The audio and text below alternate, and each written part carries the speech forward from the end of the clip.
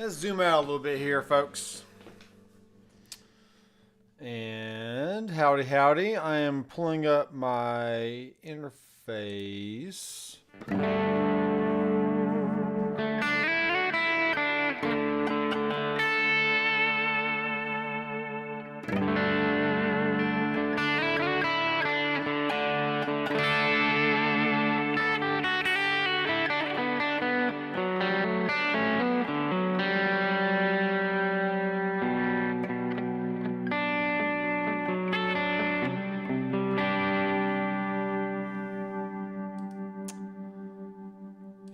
Version.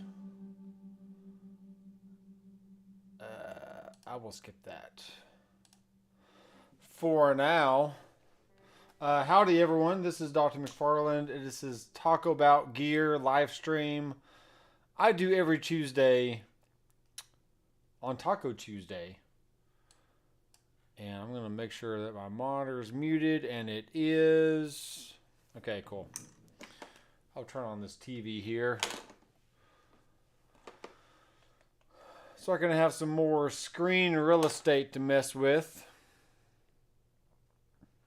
Oh, hey. All right, pull that up. So I got my Kiesel Osiris here with me. And this thing honestly has been blowing me away. It has Allen Holdsworth pickups in here, which is very nice. And I'm trying to get this screen out of the way. Wow, why won't it move? It's fine. And what else does it have? It has no headstock. Obviously, you can see that. So it's a headless model. And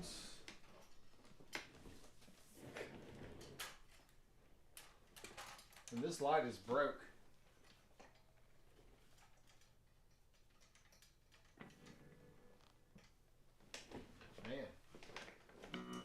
Come on, light. Work with me. Wow.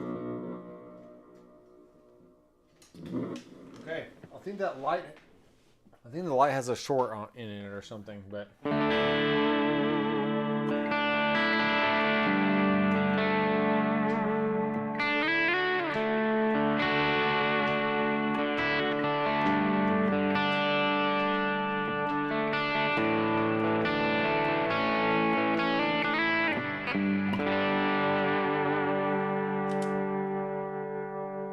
The looper's empty. I am playing through my Kemper Stage tonight, and wow, this thing is pretty incredible. You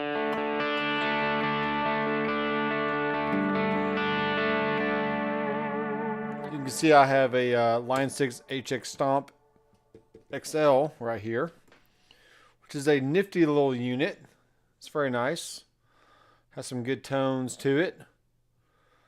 And so what I need y'all to do is tell me your name, where you're from, and if you have an amp mauler or a mauler of any kind, then let me know what that is and why you like it or not, and why you chose that particular model or amp mauler. So I got a purple guitar.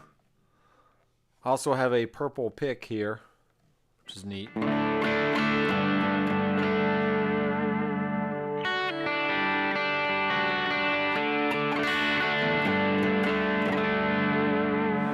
So the last few days I've been making profiles for the Kemper Stage, and a lot of great tones in here. Let me go find some other stuff. So let me show this one. Uh-oh. See what we got. Okay. I don't want to show that one. I want to show that one. How about that? How about that? See if I can that a little clearer. like so. I feel like I can change the screen brightness. Yes, I can.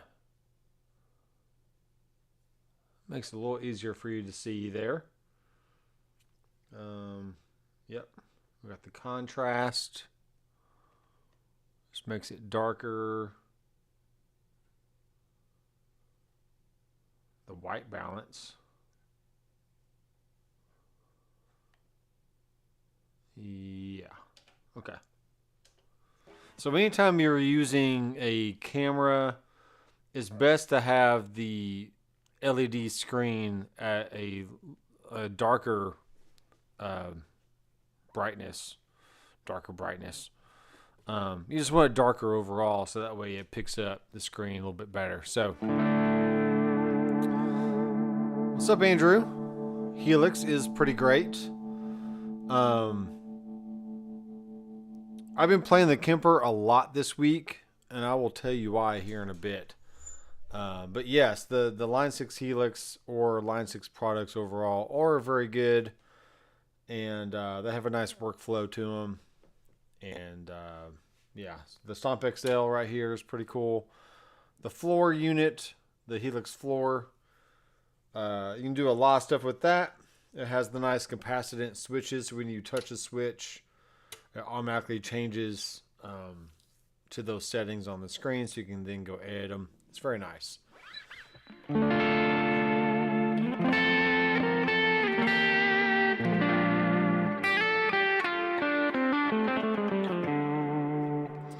Obviously, I'm playing through my Kemper Stage right now.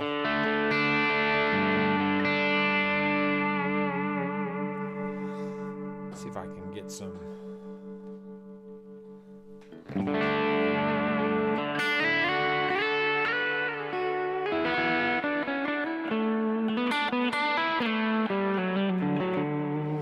Okay, so you can see this is a PL 100 watt 3. So what I did was I made a 1, 2, and 3 for the different levels of gain on there.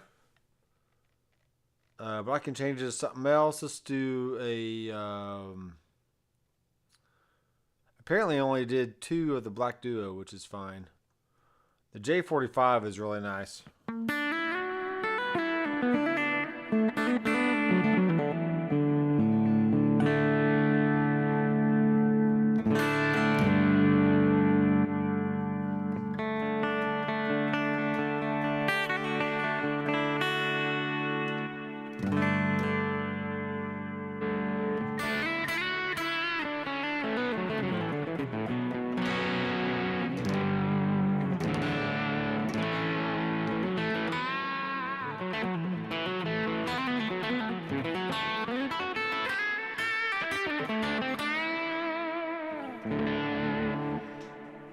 Yeah, I was watching a NAMM video from Christoph Kemper today, talking about the Kemper, and that was 2014. So that was 10 years ago.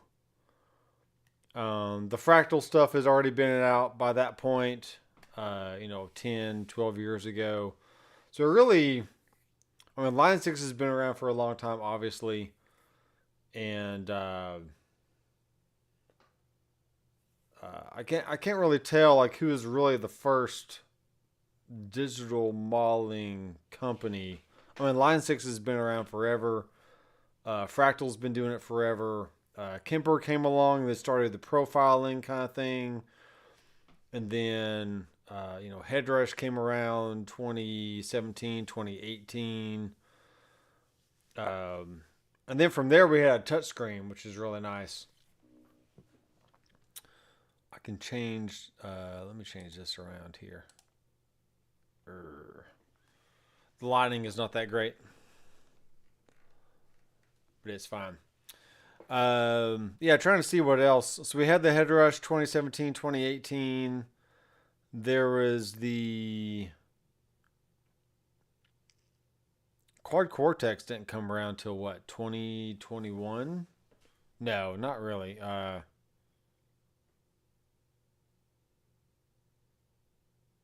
What did come? When did the Quad Cortex come out?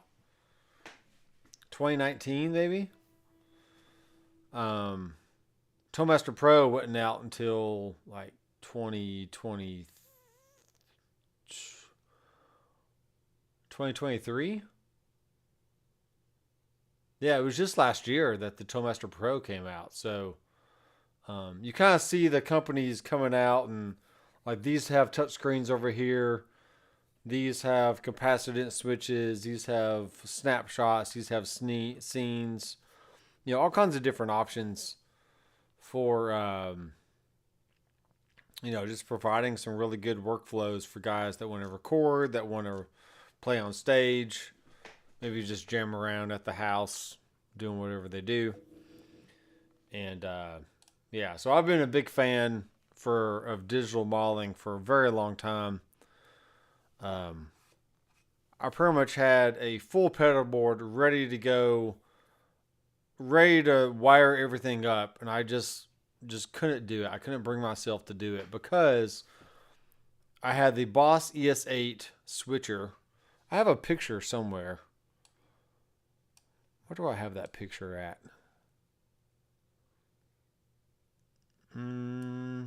What is this one?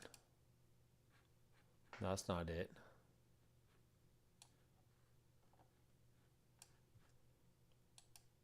Maybe the picture is on my work desktop. But anyway, I have a pedal board picture somewhere that many pedal boards that I've had over the years.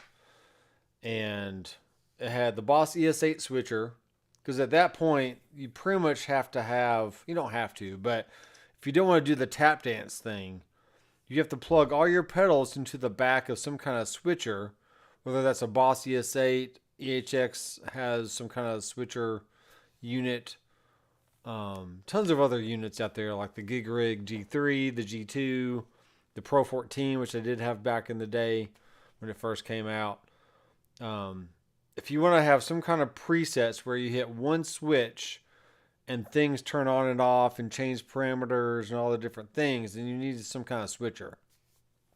Well, what happened was I had a board with a Boss ES8, all kinds of drive pedals, delays, reverbs, all the stuff, right? It was pretty big. I think it was like 24 wide, probably maybe like 16 deep, maybe 18 deep. It was a pretty big pedal board. And then I saw that the HX Effects came out. I was like, wow, for like $500 or $600, I can literally have all the effects I'd ever want in a very, very small package. I have it over here somewhere. I'm not going to find it right this second, but it's just a very small unit. It gives you everything that you'd ever want. And then maybe, I want to say like maybe 6 months later, Pete Thorne demoed the Headrush pedal board. So I had the touchscreen, I had all the built-in amps and effects. I was like, wow, if he can make that thing sound like that, then I know I could take it and do some good stuff with it. So really, Headrush was the first thing that got me full on into the amp cab and effect modeling. Well, let me go back. It's not the first thing. I did have a Pod HD 500X, which was definitely before the HX Effects came out. And what I didn't like about that unit is, yes, you could have different presets and call up different sounds, but it didn't have the spillover of your reverbs and delays. So when you switch from one preset to the next, your sound cut off. So it wasn't a smooth transition from one sound to the next. Now, it might have been my lack of knowledge about the unit. Maybe it could do that. I just never found it. But I'm pretty sure that it didn't do that. And I don't think they really had snapshots at that point.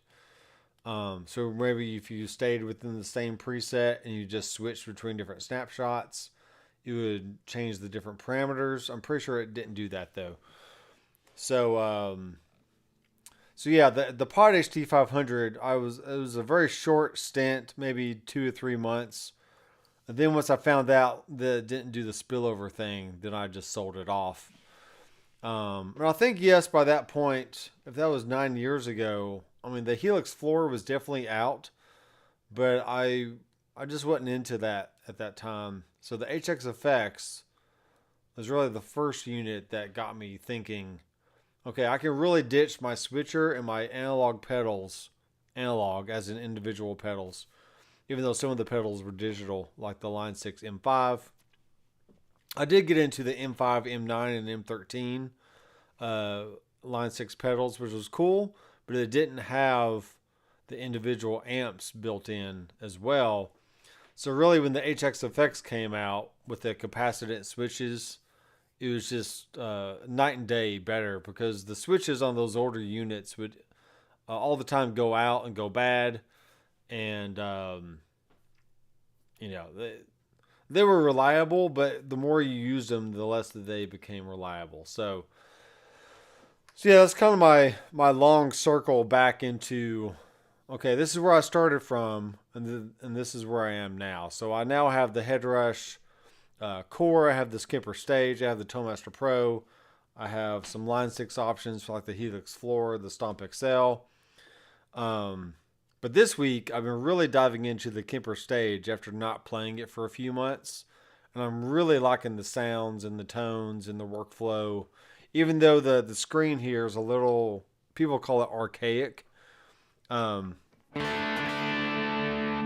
actually don't mind it. This is a Super Reverb. Here's a Princeton Reverb.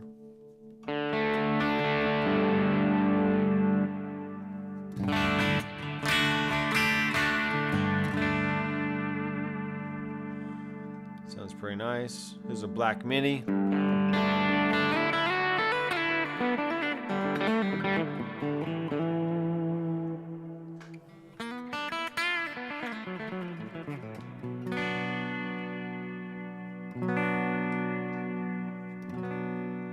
Some interesting sounds in here.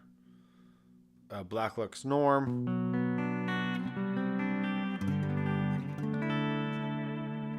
I'm really not a big fan of these headphones. I don't think they sound the best for monitoring a Mahler. But it's fine. I can kick in some overdrive here, which I'll turn the drive down. Turn the tone up.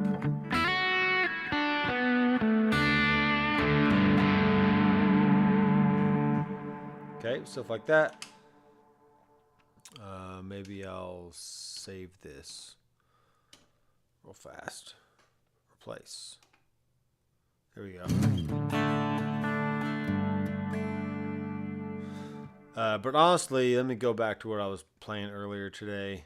Let me try a Vox real fast. Yeah, it's cool.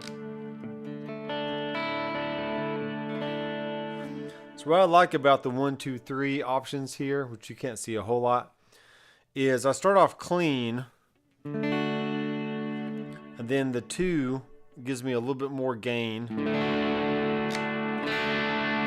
And then the 3 gives me that higher gain lead type sound.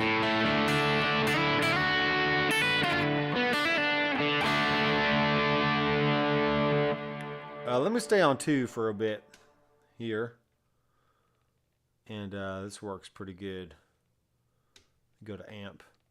There's a brand new parameter on the Kemper that really this took it over the next level for me. For the longest time, when you added in a drive pedal and you cranked the volume to push more volume into the input of the amp, the amp volume actually went down because it was trying to compensate for the extra gain that you were giving it, and I didn't want that. I wanted an actual volume boost, not just driving more gain into the front end of the amp. So what you can do now, and this is a public beta that you can download for the Kemper if you have a Kemper out there. So on the clean comp is a new parameter they've added, so where if it's on 10, it's going to compensate for the extra gain that you give it by turning down the volume of the amp. Now, if you put it on 0, now you have more control over the volume of the amp, volume versus the gain. And when you push it with a drive pedal, it actually can boost the volume and not just push more gain into the front end of the amp. So it's very good. Francis is in the house. What's up, man? Yeah, modeling has been around in my life for a few years now. I am doing just fine. Just fine. The kids are out of town all week, so it's just me and the wife, and we're going out to dinner, and we're just doing whatever we want. So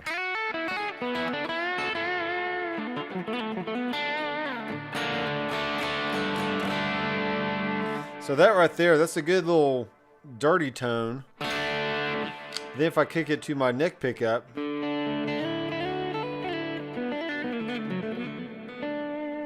right, it just kind of warms it up a little bit. So now if I go back and add in, let's change this to a distortion. We're going to do the Kemper drive.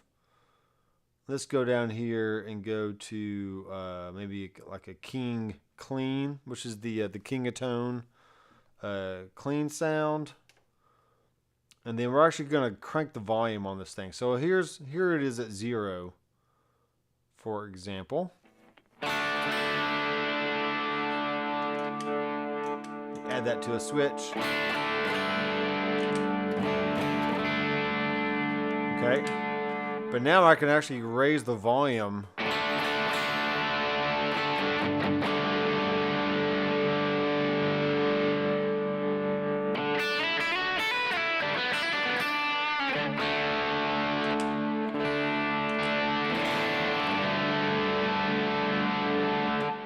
And get a nice little volume boost here, which is great.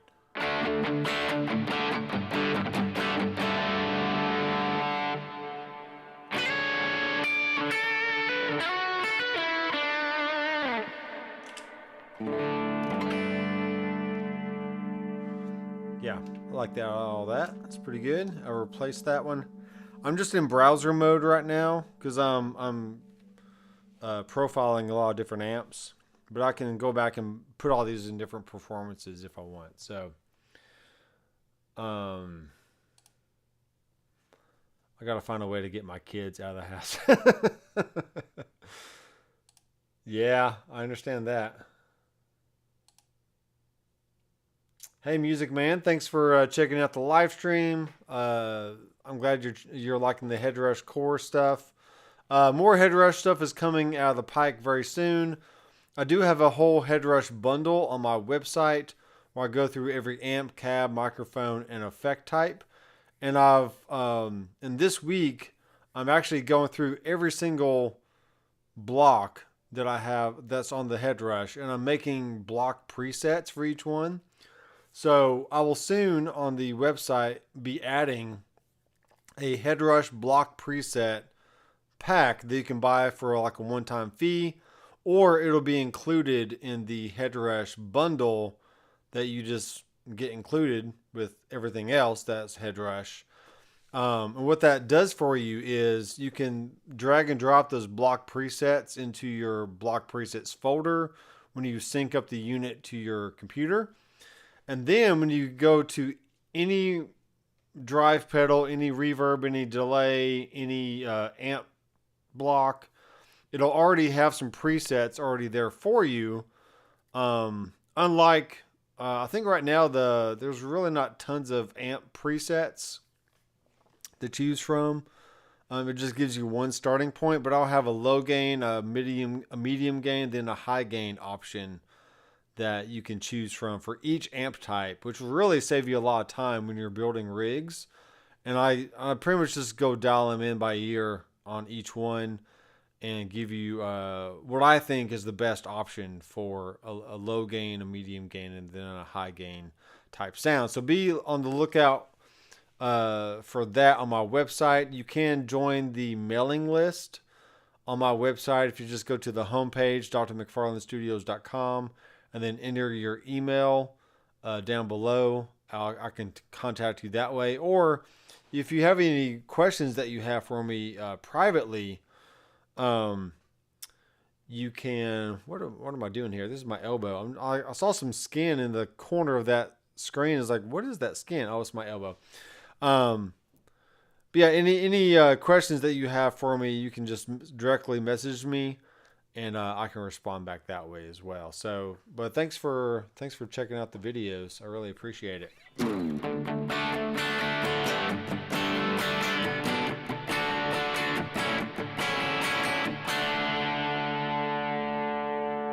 Turn this up a bit. I've been having some people purchase the backing tracks from my website, which is great. I worked very hard on those backing tracks, and they're only $20 one-time fee.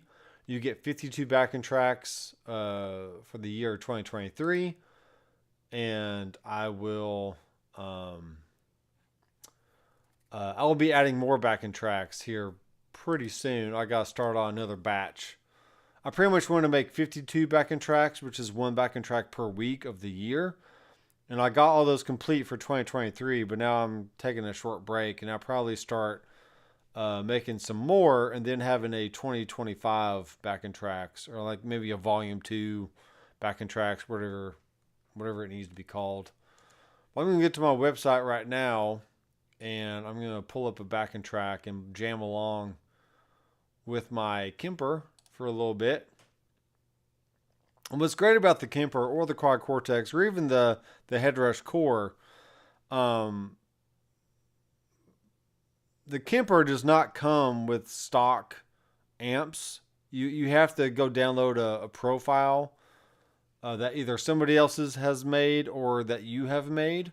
But with the Quad Cortex and the Headrush, they both come with already modeled amplifiers and drive pedals that do already sound good. But if you had a certain amp in your possession that's really vintage, but you wanted to capture the sound of that, then you can use the Headrush Core, the Quad Cortex, and now the Kemper, or you've always been able to use the Kemper to make a profile, a capture, or a how was the Headrush call it? A clone. We're just trying to find different words that mean the same thing at this point. So we can clone, capture, or profile your amplifier, so that way you can take it with you wherever you go. And this means that you can literally clone, capture, or profile an amp sim plugin. You could do this for other maulers. If you like some amps in the Helix, but you like the reverbs and delays of the Kemper, for instance, you could technically and literally profile different amps from the Helix and then store them as a profile in the Kemper, which is what I'm doing. So I'm currently going through all the Headrush stuff and then putting it in the Kemper, and then I'll provide that as a download on my website. So if you like Headrush amps, but you like Kemper effects, this is a great way to get the best of both worlds. And at the same time, I am saving all these amp settings as block presets that Headrush users can go download and put in their Headrush unit to take advantage of all the different presets that I'm making for all that. So let me go down here. There's a blues groove. Let's see what a blues groove in A major does. Let me turn off some of this reverb and delay. Actually, the reverb is pretty long. Let me dial it back a little bit here. Okay.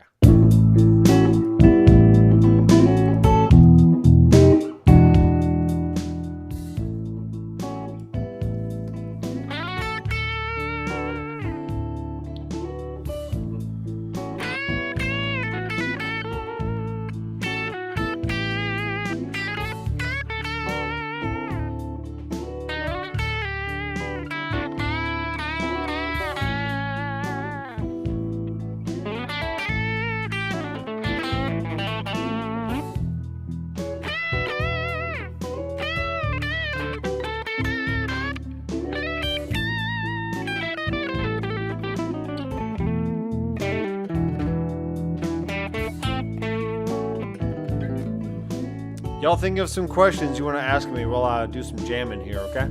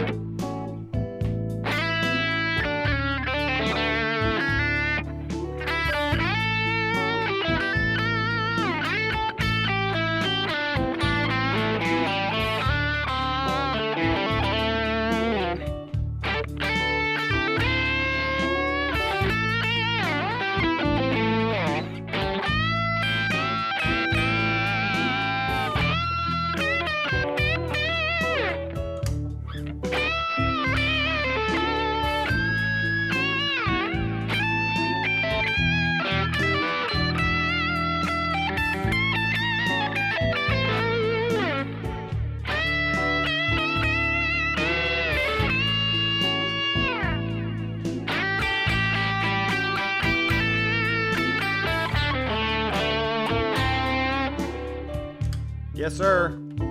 Turn the mix of this verb up a little bit.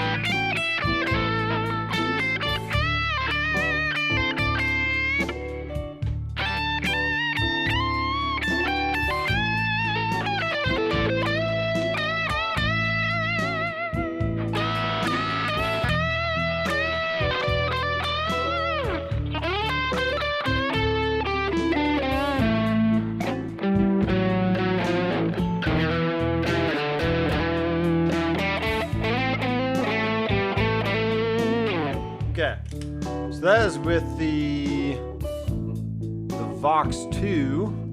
Here's a little Vox 3 action for you.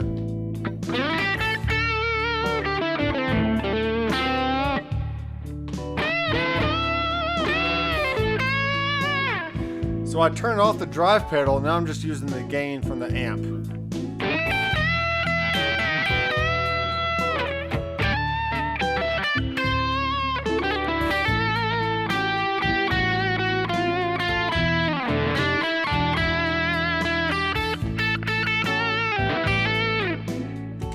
Let's see here.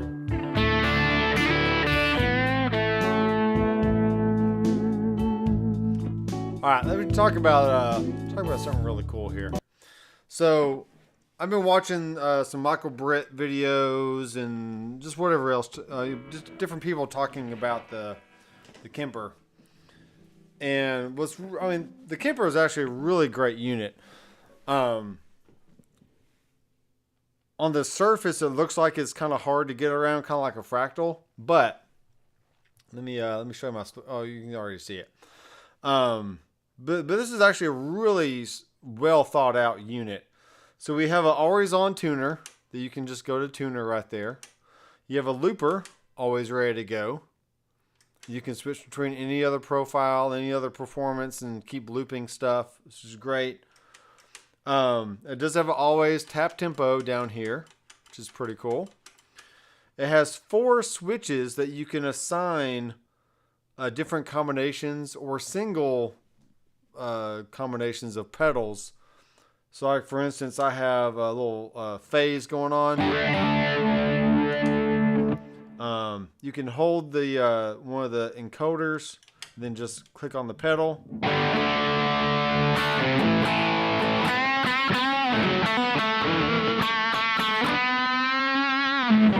Okay, which is neat. You can turn on and off. You can turn on and off your whatever, you have a sign. I have a tremolo here. I have a delay over here. I have an always on reverb. I do technically have a slot right here that's free. I can add another reverb or another whatever, But you basically have always an amp and a cab with 4 blocks before and 4 blocks after. And what's great is when you switch from one rig to the next, or one preset to the next, I think they do call them rigs on the Kemper, there is seamless gapless spillover between everything. So all the delays and reverbs spill over. You don't hear any weird gaps in between the amps. And it's really just awesome. So I'm going to do an individual video on why the Kemper is so cool. But that's just a few things just off the top of my head. You can switch between different things here if you want to.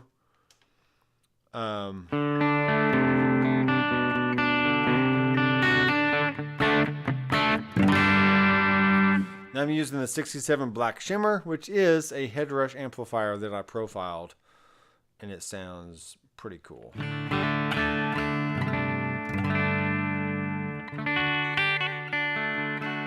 Here's the very plexi. See what I did there? Instead of doing a plexiglass very, I did a very plexi.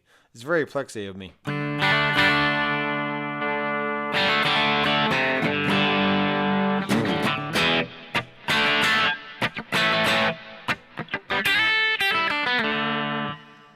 copyright strike.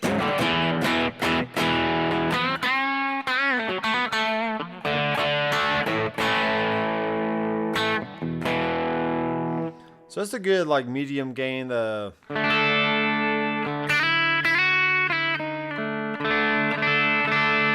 It's a good sound because you can kind of play lightly. And that's another thing. This has ducking on every single parameter or every single effect and amp. So what I'm doing there, when I dig in, it's nice and smooth, but as I play lightly,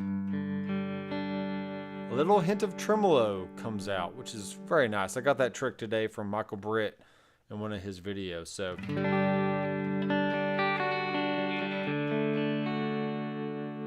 it's kind of nice to get some movement on the lighter picking stuff. Music Man, what kind of music do you play, or what kind of situation do you play in? Do you mainly play at home? Do you play in a band? Do you want to use it for recording? Let me know kind of context you're wanting to play it in, and now I can guide you a little bit. What up, Randy? Happy to be here as always. I just arrived. Well, thanks for arriving. Let me know if you have any questions, Randy, because I'm talking about different stuff tonight, just kind of playing along, playing around. But I'd be more than happy to answer any kind of question you may have. So let me pull up a G minor funk groove. This one's literally just 2 chords. 2 chords.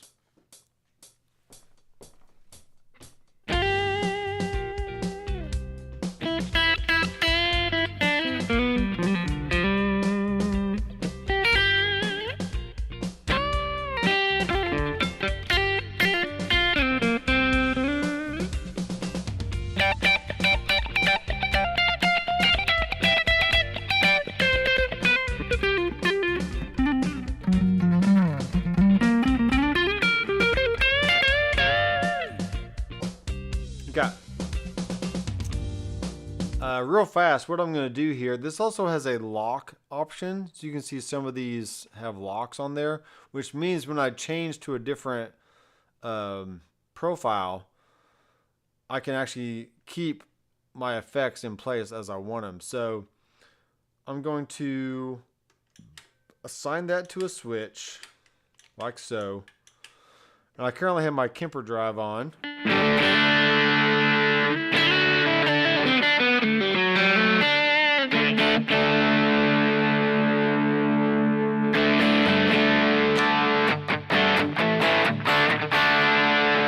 Okay, I'm totally fine with that. So right now, actually let me do this. I'm going to hit lock, so now that's locked in. And then when I go to change my profile or my rig, it does say rig right there. So these are called rigs. All my effects will stay exactly as they are. So my reverb, my delay, my tremolo stays in there. The distortion I've chosen. My phaser, which I don't really use phaser a whole lot. Let me see what I can do for the ducking on this one. Let's change the stages. Let's do a 2-stage thing. So ducking, if I play hard, this is what we get. But if I play light,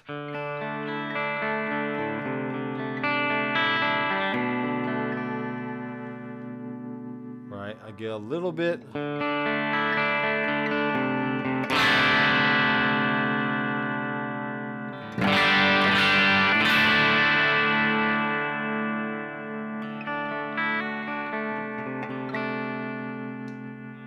It's kind of cool. Turn the tremolo off.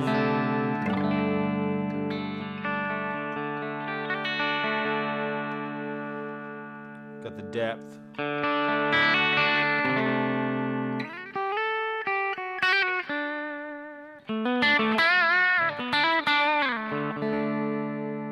Yeah, it's kind of neat.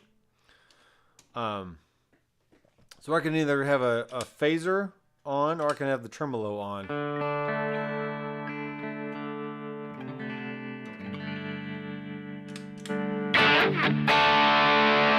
All right, I like that drive sound. So let's do some funk stuff here.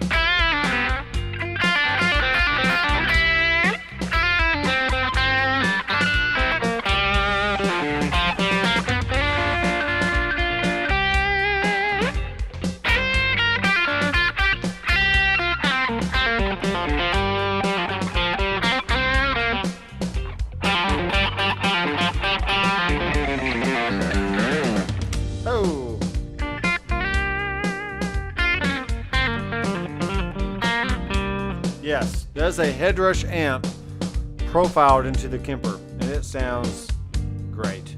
So good. Let's turn the volume of the drive pedal down a little bit.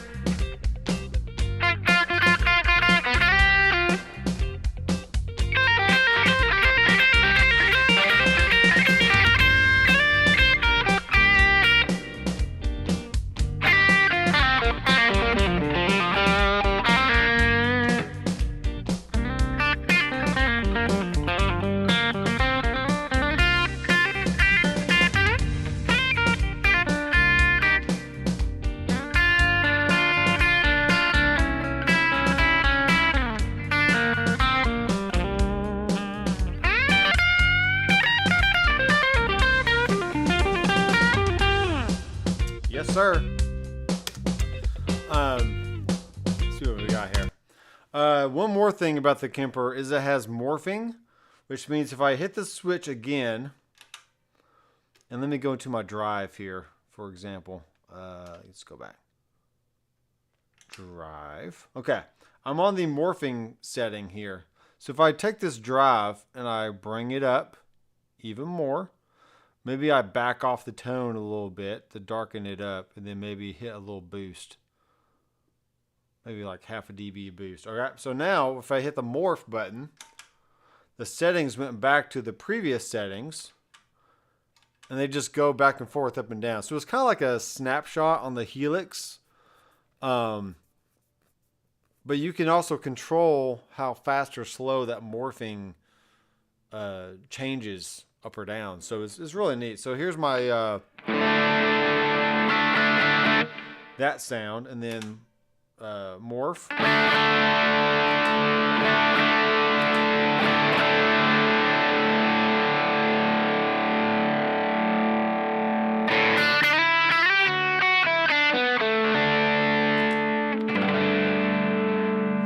You can also do this to where you turn the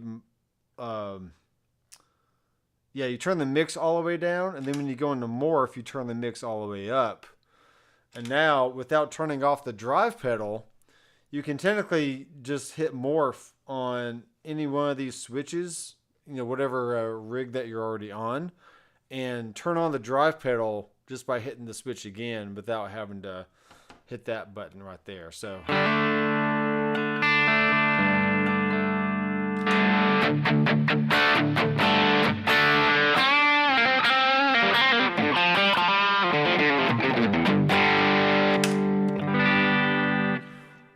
wow, it's great.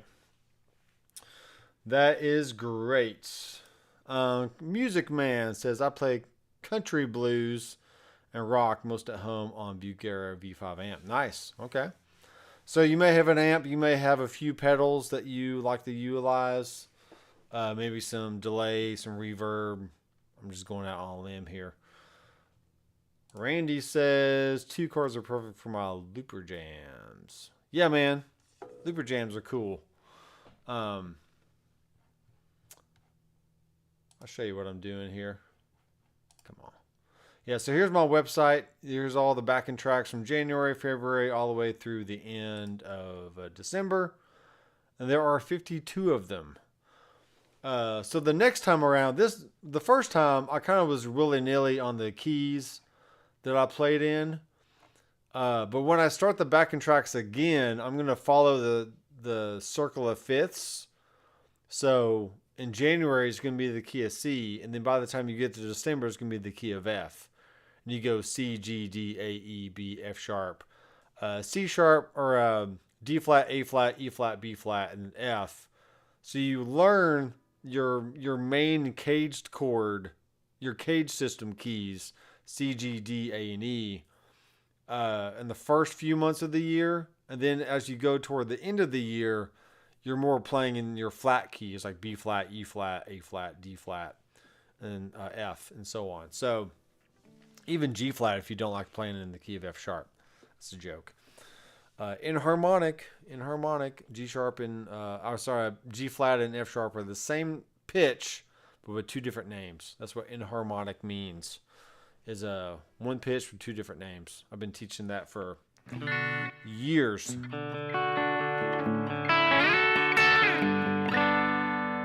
Oh gosh, it sounds good. What amp is that?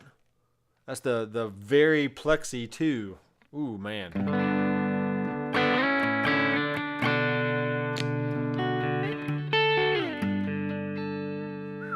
Man, that's butter. So you can kick it over to the neck pickup and get a nice clean tone, and then kick it to the bridge. Kind of dig in a little bit, get some little grit, and then hit the switch again right here. And now you've morphed into that drive pedal being 100% instead of 0%. So you're adding in the drive pedal with the same switch. Then you got a little delay in there.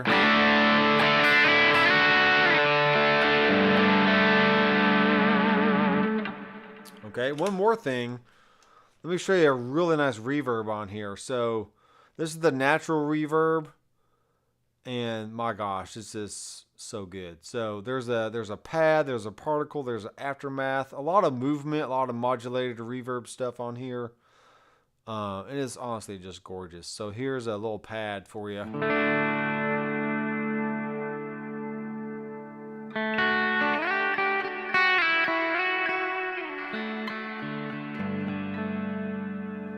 I mean, I could literally just stay on this one rig for a whole night and just like, I got my dirt, I got my tremolo, got my delay and reverb.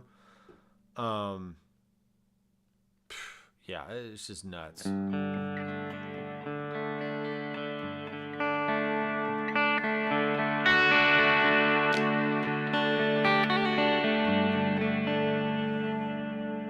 Yes, that's very nice. That is very nice.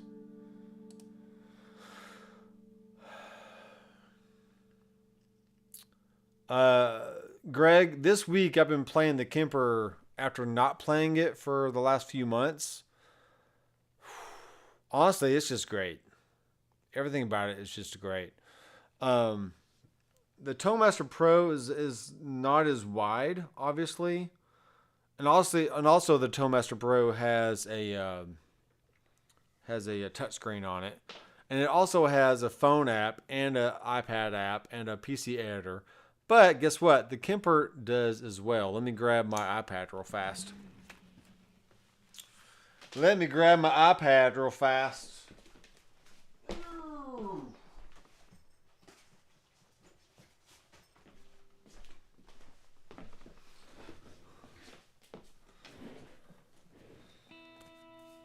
So even though the Toemaster Pro has a lot of positives about it,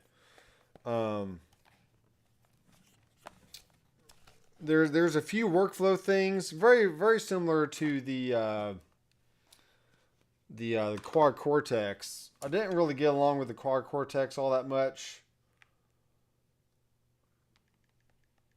Just because a few workflow things. Let me go into my settings real fast. Wi-Fi. Come on, there's my profiler. So once you set this up once, all you have. Oh, come on, enter password. I don't want to enter the password. Let's go in the system.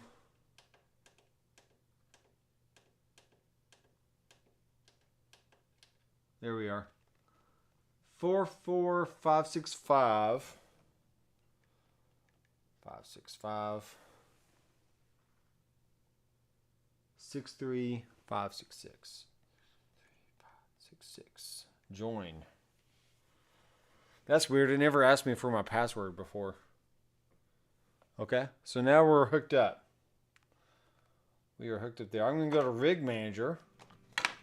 So you see it says connect there. So I'm connecting. And there we are. I have the full Kemper controller right there on my iPad. So if it's on the floor, I can have an iPad either on a mic stand or something, and I can control things from there. I can have this on my iPhone app if I want. And then I can also pull up the Rig Manager. Let me pull this up here so you can see what I'm doing.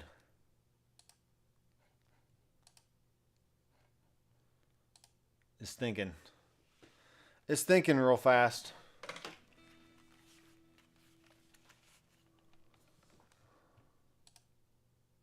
Come on. Scanning rigs. Scanning rigs. Mark in the mix. I've been thinking about you, man. Because I know you're a big Kemper guy. And I honestly don't know why. There it is. Yeah, there it is. So, ooh, yeah. No, go back. Stop. Okay, cool. Yeah, so there's the Kemper right there. Make it a square. Make it like a little smaller over here. Make me really small. Yeah, that's cool. So yeah, you got the Rig Manager, you have the iPad app, and you also have the iPhone, or just the mobile app for your Android or iPhone. And it's honestly great. It's just great. It's really, really good. There's a few mental things that I had to get over when compared to something with a touchscreen or the Helix with the capacitance switches, all the stuff, all the fancy stuff, right? But honestly, the Kemper Stage is called Stage for a reason. I mean, it was made to be used in a live setting. I mean, obviously in the studio, it's just as equally as good.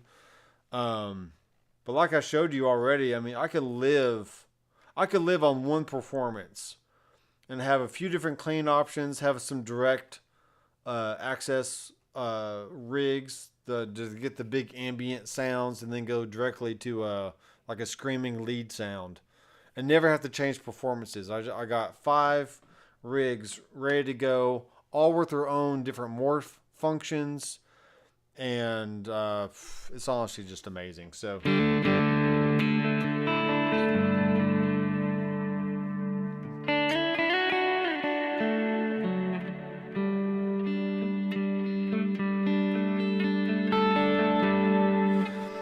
and the reason why, so this is a little thought behind all this. So I've recently sold off all my Fractal stuff. I had the FM9. What did I have first? I had the FM9. I think I sold the FM9. And then I bought another FM9. But then I traded it up for an Axe-Fx rack unit, and then I went and later bought a FC12 foot switch. And then I had two FM3 turbo units. I bought one, actually returned it because I was like, well, I didn't like the limitation of the 3 switches. Then I bought another one because I kind of missed it. I basically bought Fractal like at least 2 or 3 times at this point, and it's very, very cool. It does what it does. It does well. But at the time, it didn't have the gapless switching. But then later, they added the gapless switching. So if I was to buy any unit now from Fractal, it would be the FM3, because you can do gapless switching between presets and scenes, which is really cool. But honestly, with the Kemper, you already get all that. You already get the gapless switching and spillover between everything. It's just it's already had it for years. So Fractal finally caught up to the Kemper in that regard. Let me check some comments here. Let me see here. Yeah, it does sound beautiful, Francis. These reverbs are to die for. So that's the thing.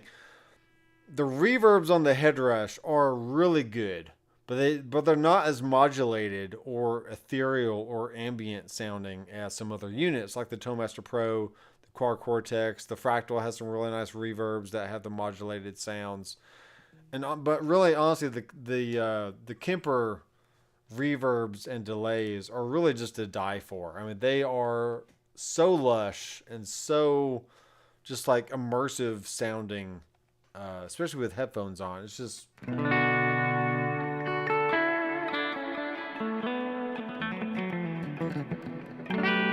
Alright, so with the iPad here, I'm going to click on reverb, go to my natural reverb, or I'm going to click on particle. Let's go through a few of these different sounds.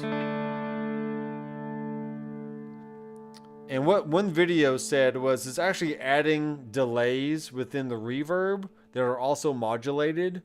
So you get this nice lush reverb with a lot of like some bouncing movement with the delays and stuff. So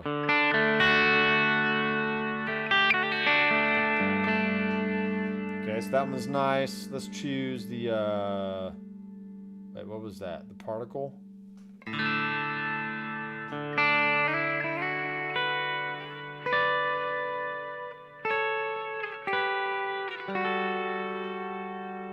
Let's do a few more here. Here's the aftermath. Yeah, you got that nice ethereal, shimmery kind of stuff going on.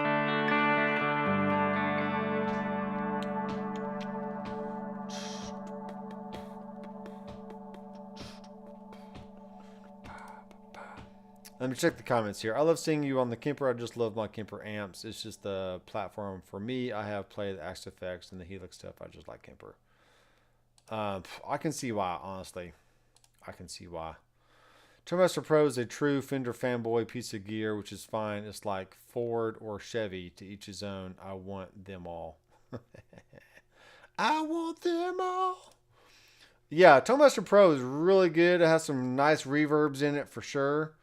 Great sounding delays. The amps are great. The dry pedals are great. The Kemper Stage is so nice. I have one as well. You do? Oh, yes. Okay, I see. But I was interested in getting a Tonemaster Pro as well. I thank you for your input. I have some presets set up. I didn't finish reading all that. Clean and dirty. I mean, honestly, if you have the Kemper, I wouldn't look at anything else. If you already have the Kemper, don't even worry about anything else. Just stay with the Kemper and you're good for life. Really good for life. I just need 2 more blocks. That's it. I can count on Christoph and the Genius crew at Kemper to keep throwing us epic updates. Yeah.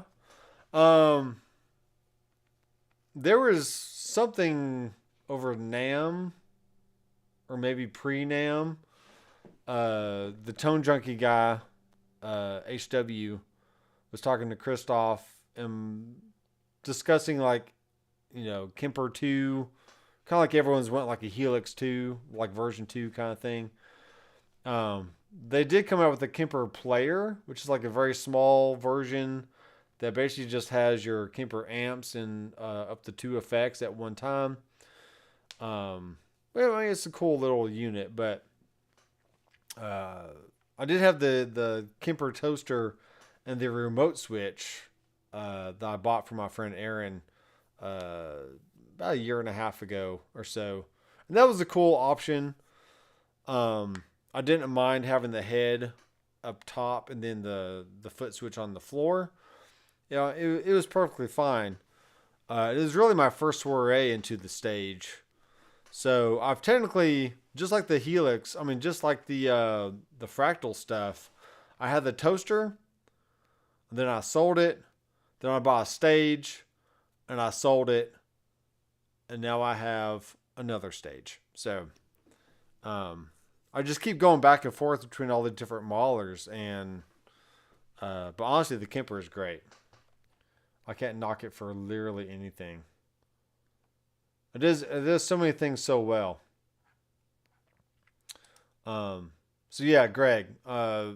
If you want to try one from like Zounds or Sweetwater and then just return it, you can if you just want to try it out. But honestly, I mean, other than the touchscreen, which is really nice, the Kemper can just do everything you want. So.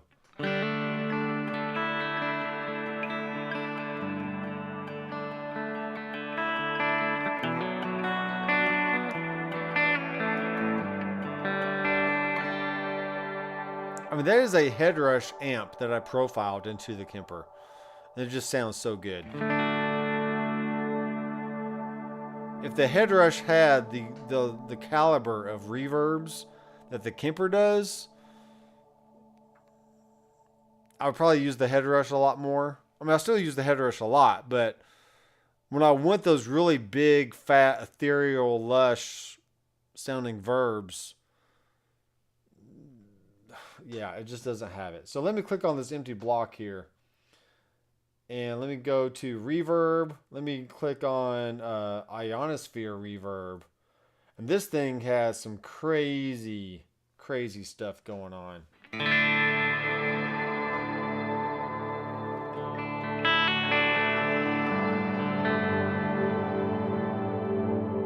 Big, lush craziness.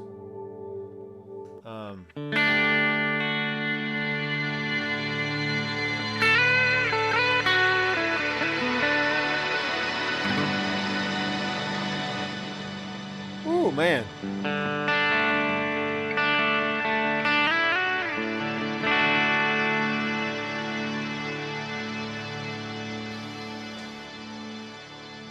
Golly. It's just so dumb how awesome it is. It's dumb how awesome it is. That one's called Mellotron. So now if I turn on this other reverb, tap on it.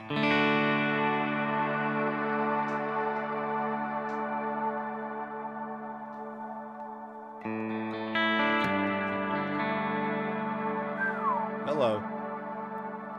That's nice.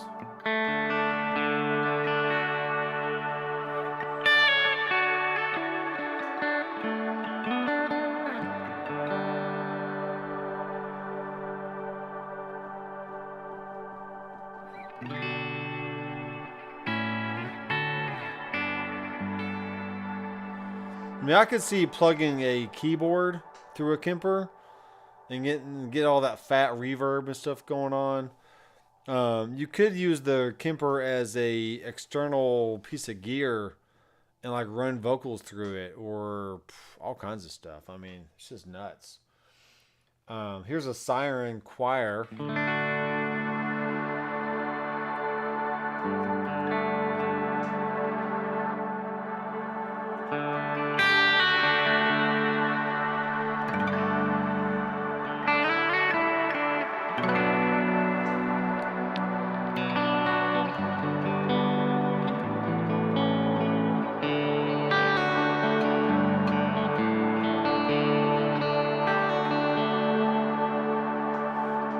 All right, one more. Let me find one more here.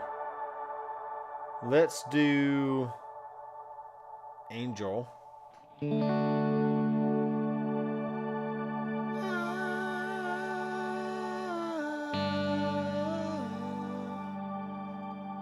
Yeah. This is why you buy the Kemper right here, along with all the other stuff. But like the verbs and delays are just insane. It's just insane. The neat thing about the Kemper is the monitor out. Yes, I love that. I run mains to house, then monitor out to a real cab or two cabs for stage volume. Can you explain this or clarify for non-Kemper users? Yes.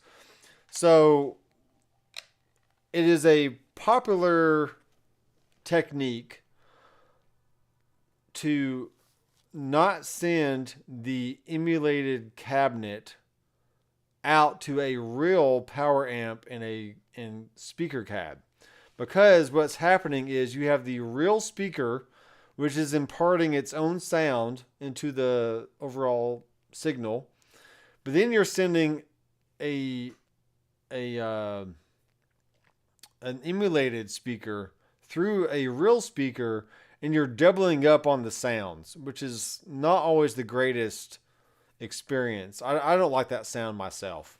So on the headrush, you have an alt output source, which allows you to send the full signal through, let's say, the XLR outs. That means all the drives, all the the amps and the cab and all your effects, reverbs and delays and stuff. But through the alternate output, you can send the full signal up until the input of that cab, which is why I usually put the cab last in the chain. And so that way you can send the full signal to the front of house, and then everything minus the cab to a power amp and a real cab on your stage. So you're acting like the Kemper, or the headrush is basically the preamp sound, and then you have a physical power amp. You have a physical power amp and a speaker on your stage. Okay. The Fractal can do this. You would just send the full signal output 1, and then tap an output 2 signal just before the cab in your signal path.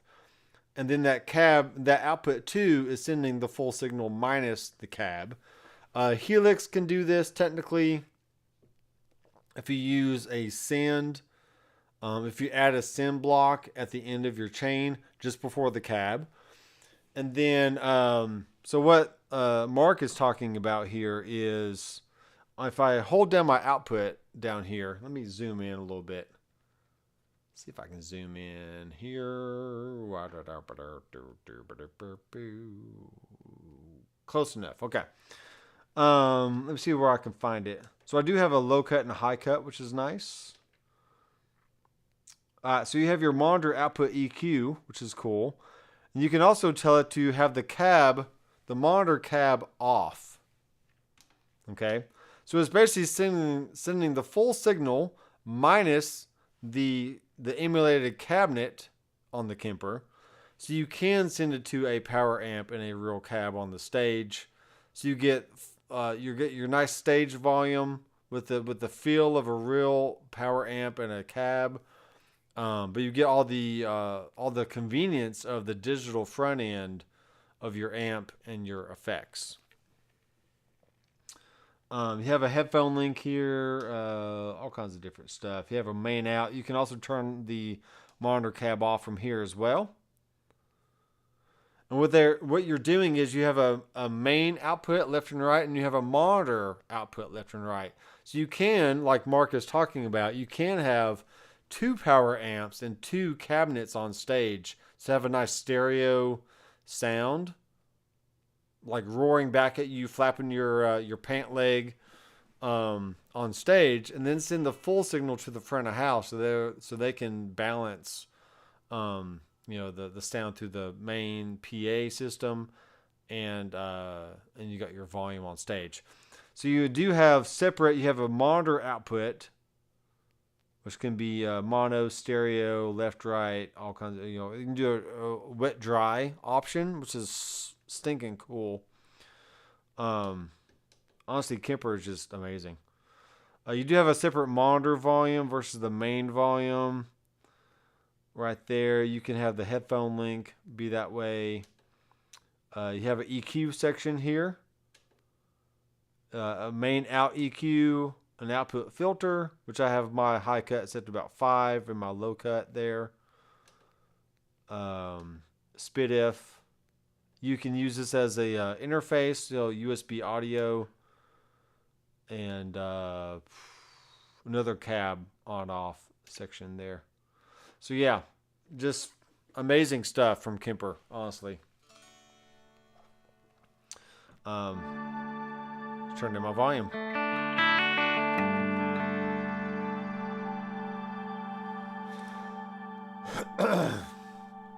Yeah, Mark, these are my my headrush amps being profiled into the Kemper. So I'm kind of killing two birds with one stone. As I go through each amp, I'm saving the block preset, so you have a low, medium, and high gain option for each amp. Then I'm also profiling these into the Kemper because I like the headrush amps, but I really, really love the delays and reverbs from the Kemper for obvious reasons. So here's a space reverb. No, here's a citrus reverb. This has some cool things going on. So you have a nice little swell there.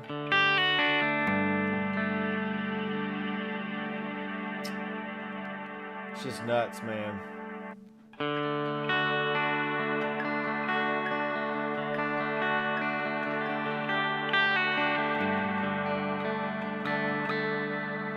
And this is set to the Very Plexi 2. So if I change amps here, get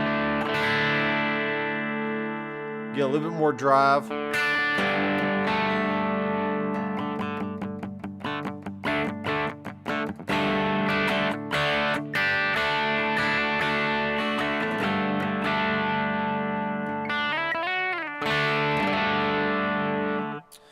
So yeah, what I've gotten all the way up to the Lead 800 stuff. Here's a Line 6 archetype clean. Here's a Line 6 archetype lead.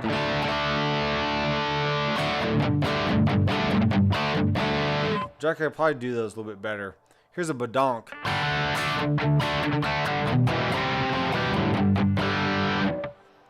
Here's some Quad Cortex amps that I profiled before I sold it off. Here's a Bogner a Super Lead.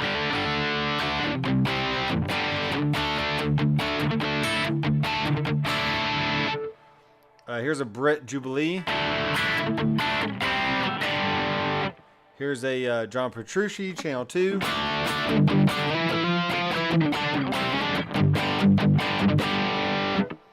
Let's see what else I got. Here's a John Petrucci clean.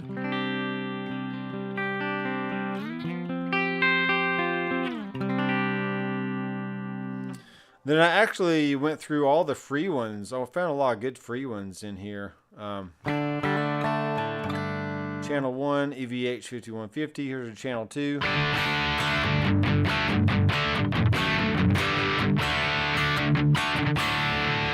So yeah, all kinds of options in here. But yeah, I'm going through all the headrush stuff right now.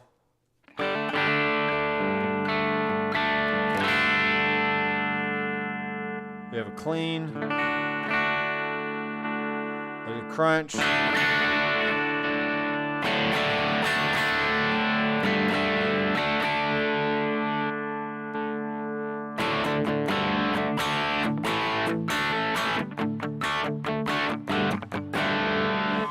And obviously you can go into the amp section here. And let's turn the clean comp down.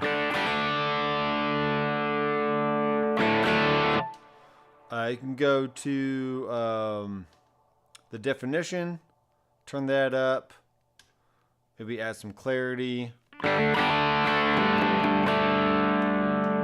can go to the basic EQ and just turn down the bass a little bit.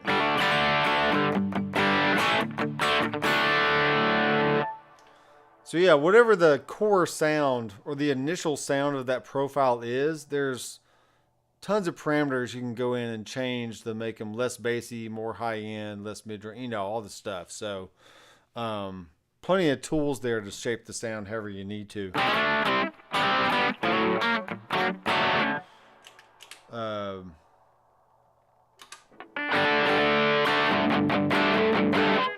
I changed.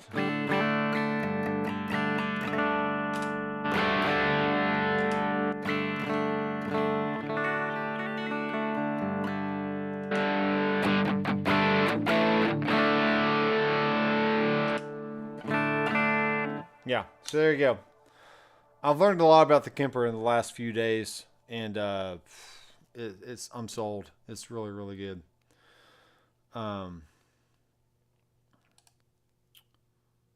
Yeah, they're my profiles.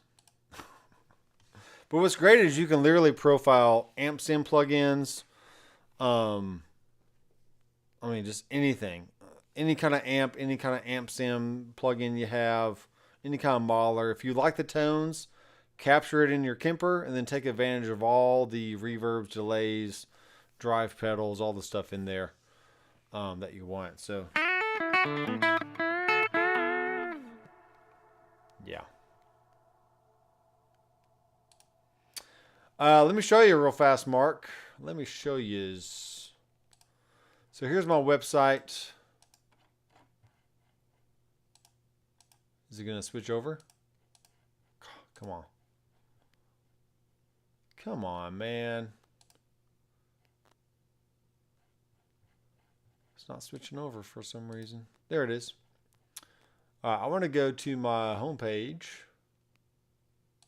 Come on, go to my homepage. Somebody.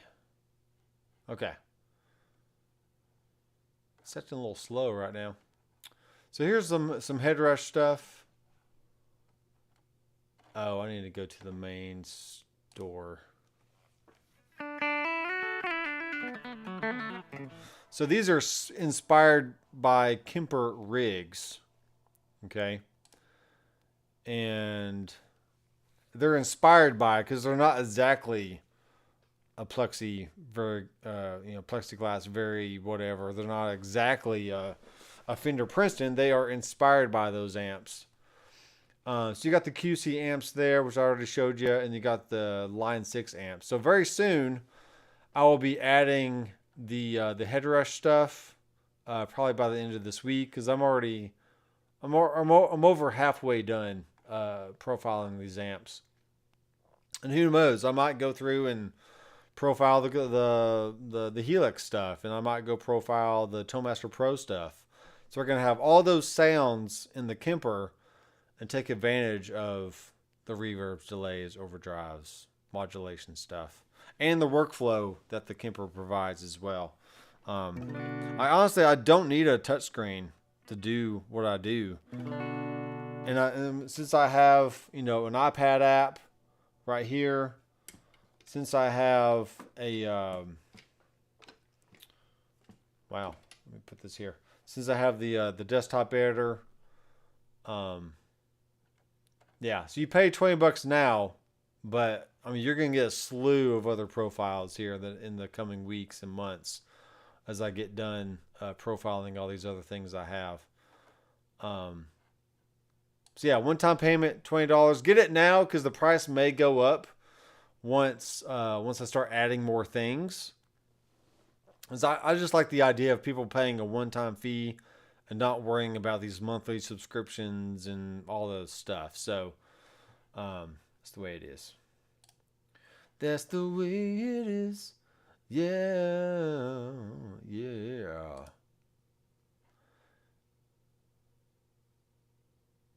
Yeah, be sure to check the mailing list, or be on the mailing list so I can email everyone out some stuff.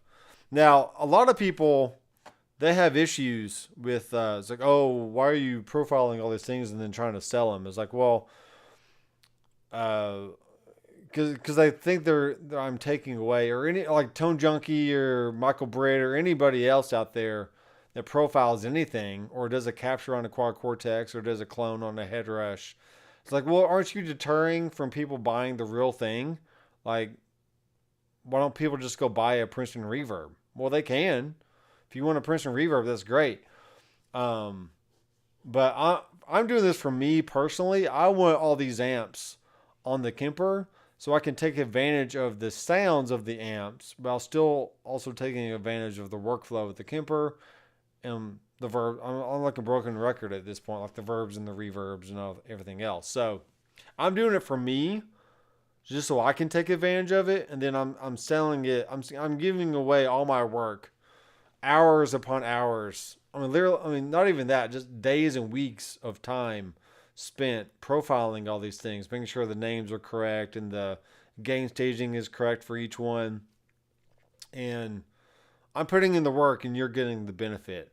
So, not saying go out and buy a Kemper just so you can take advantage of these profiles. But I mean, if you're a fan of Tone Junkie or Michael Britt or really any other company that goes out and makes profiles for the Kemper, or if you're a Quad Cortex guy and you buy captures for the Quad Cortex, or you're a headrush guy and you buy clones for the headrush, I mean, it's really no different.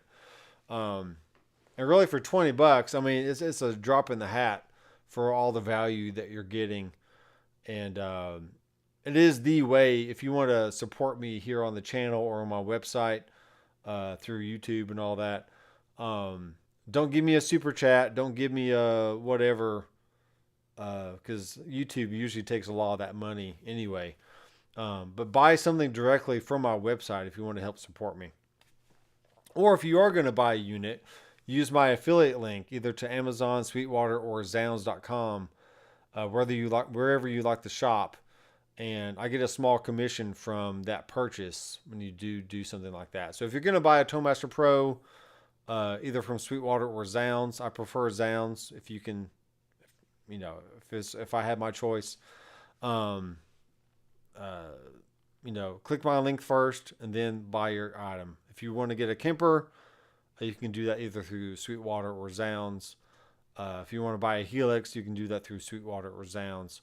So if you're going to buy it anyway, and you're inspired by the tones that I'm getting or anybody else is getting on YouTube, then be sure to support the guy that you're watching, so that way we can continue to do the things we do, and and just get some monetary income from that. So, but it's very hard at this point to really determine what. I mean, I like all the sounds. I mean, all these sound great. So it has a little bit more hair on it. But then if I go to the neck pickup,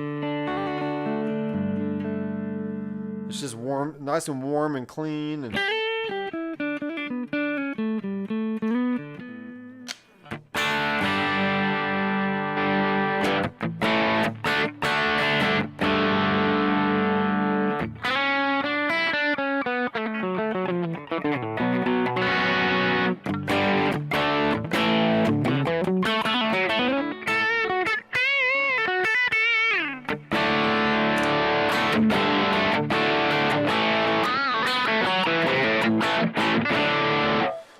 Mark, if you're still watching, I am on the beta, the public beta 11, and what they've added is, I'll show you real fast. They've added the clean comp. So what that's doing is, I explained this before, but maybe you didn't catch it.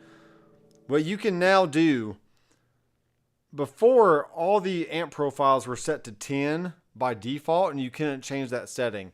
And what that did was it compensated automatically for if you added more gain or turned down the volume of your amp, to try to keep the levels consistent. But what would happen is, and this is why I didn't like the Kemper for the longest time, is when you added in a drive pedal, you couldn't really boost the front end of that amp without the volume turning down, which is very annoying. I just hated that. That's really why I hadn't been playing the Kemper for the last few months. But I emailed Kemper through their support line, and it was like, hey, this is my problem. And what do you know? Lo and behold, they're like, hey, go download the latest public beta, and we have that fixed for you. I mean, I'm sure they didn't do it just because of me, but It's been just been something that's been ongoing for many years for a lot of different, through feedback for a lot of different users. So then they finally added the clean compensation parameter. So now you can actually kick in that drive pedal and get a nice volume boost without the amp being turned down, which is just beautiful. So once they've added that, now that they've added that, I am in love with everything that Kemper does. So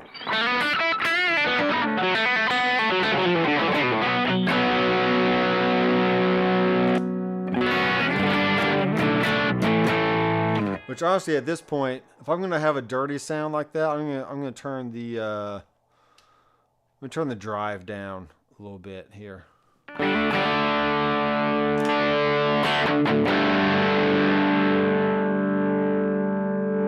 the volume up a little bit more.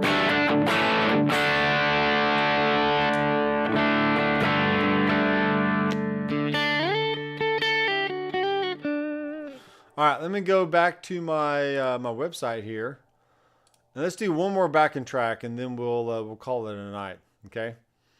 Because I feel like jamming. Let's do some jamming, man. Let's do some jamming. Honestly, I was playing with the a lot of the drives on the Kemper and the metal, the Metal Zone clone. Wow, it's really good. This thing is being slow, and I don't know why. I don't know why.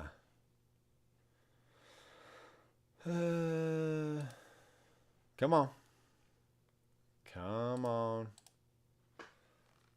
I don't think my internet's being slow right now, but it's all good. I appreciate everyone hanging out and watching. Let me know if you have any other questions that I can answer.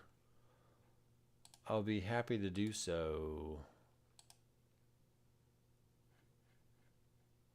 Yeah, let me shut down this tab and open it back up. Podia.com.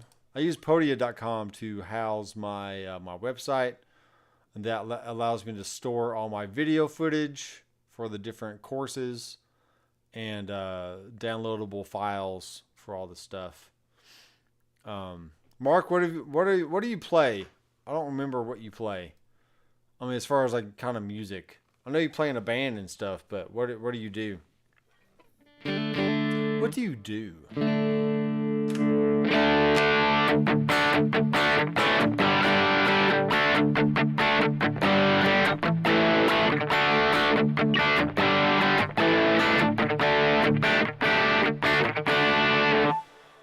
Okay, going to all products. Why is this taking so long? I should have cut that page up, but I didn't.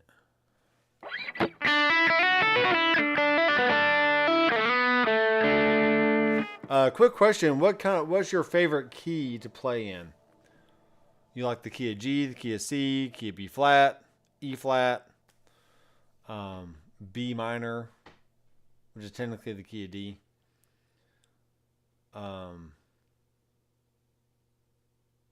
I do have some Amplitude 5 presets for those that have that plugin. I've made some presets that I like to use. And I am doing a deep dive on some of these other units. So very similar to my Headrush tone sculpting course. I'll also have a separate course on the Helix stuff and also the ToneMaster Pro stuff. So I like teaching about all the different units really at this point. And that's what I do. I'm a teacher, man. I just teach how to use all this stuff. All right, I'm going to play...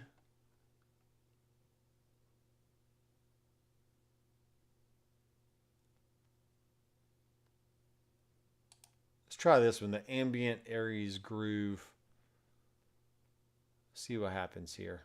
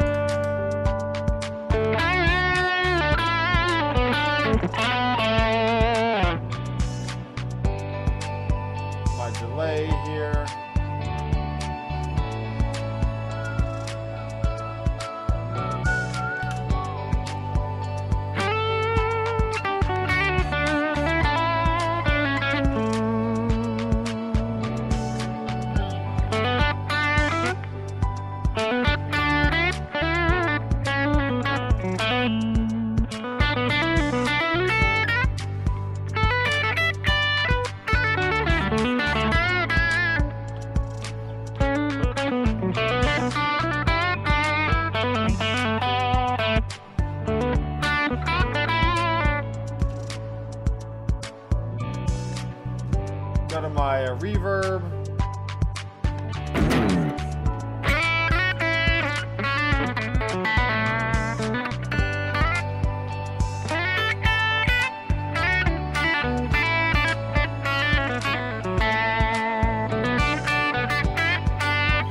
Key of A, blues strat. Yeah, it's cool.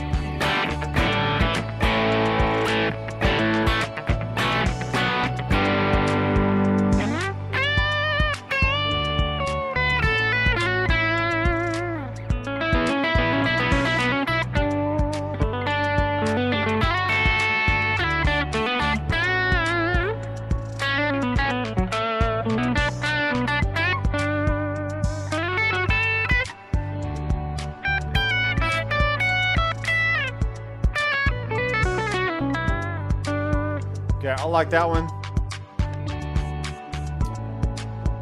Let's see what else we got here.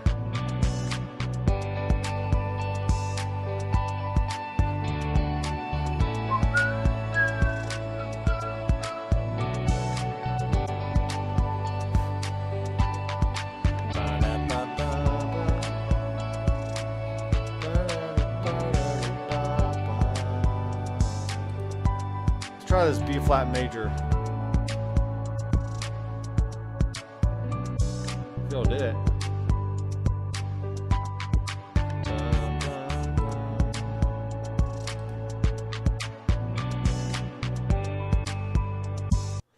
Yeah, my internet's being slow, and I don't know why.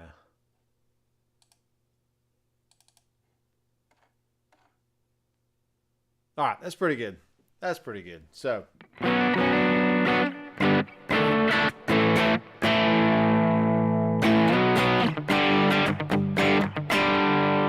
Yeah, I could really dig into some ambient style backing tracks with all these reverbs and delays.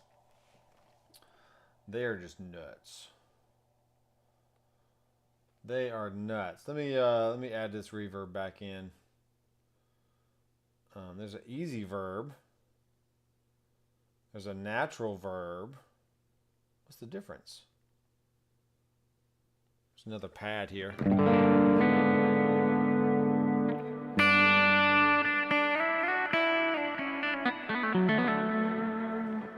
Yeah.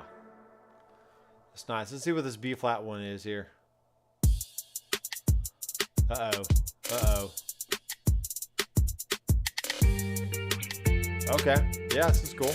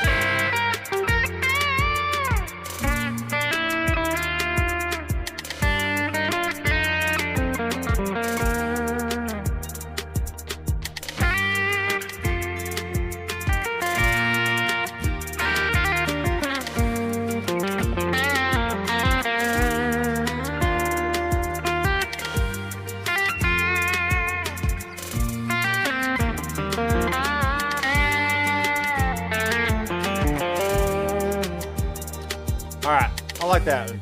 Yeah, I like that one a lot. Liquid profiling, as Mark is asking or mentioning here. So what that one does is essentially you can bake this into the profile as you profile the amp, or you can add it on later. So what we have here is a Kemper generic, and if we turn this, I'm currently using the Lead 800, right? So we can choose between different amp models. What that's going to do is give us the actual parameters and knob choices of that amp. So you can see that we have a bright cap, we have a gain relative stuff. Let's go find a CM800, which I think is what it's called on here. We have an AC top boost, AC 30 normal, AC 30 top boost. So for example, on this top boost one here, you can see I have a treble, a bass, and a cut. Okay, usually you have all the bass, middle, treble, presence, all the stuff. But on this one, since Vox amps only have a bass, a treble, and a cut, you can now use these to dial in the sound a little bit differently than you would with other amp parameters. So there's with the cut all the way up. And it rolls it off just like you would on a Vox AC30, which is very cool. Or you can take the cut all the way up.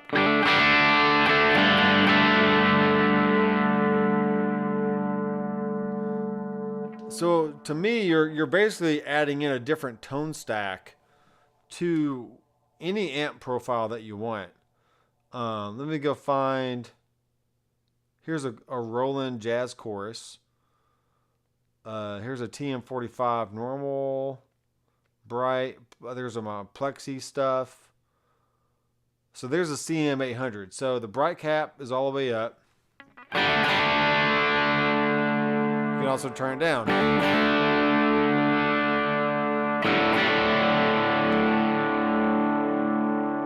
Turn that clean comp all the way off.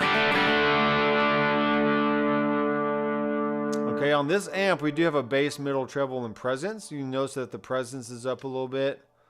And we still have our clarity and our definition and all that stuff. We have compression in there. We can turn on a little bit.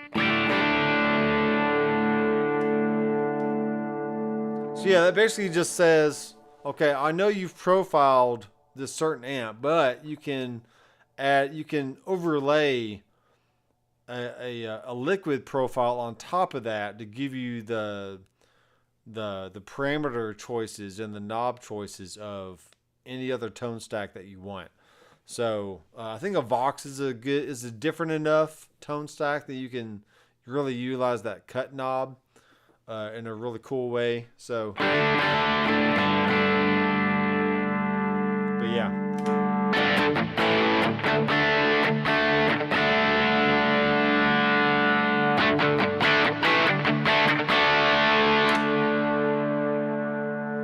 So now I've just boosted the treble.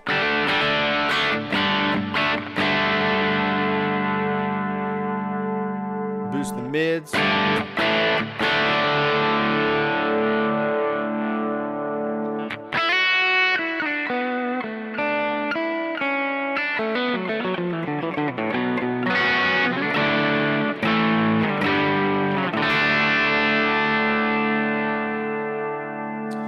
That is nuts.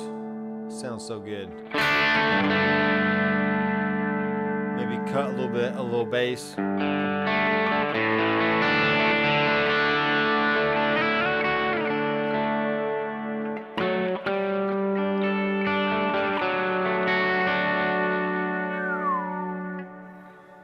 Yeah, I love this guitar, by the way. This is a sweet axe. Sweet axe.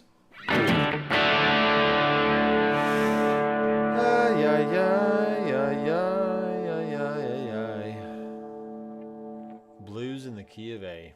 Who would have thunk it? Here's a groove in A. Here's a fun blues groove in F major I really like. Actually, here's a blues rock groove. How about we try the blues rock groove? See if my internet's gonna Cooperate with me. Cooperate. So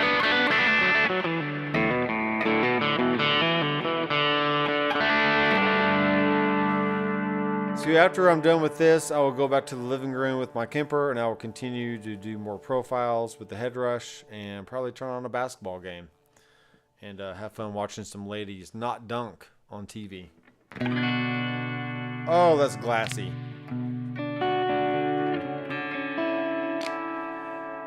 I mean, this just sounds so good.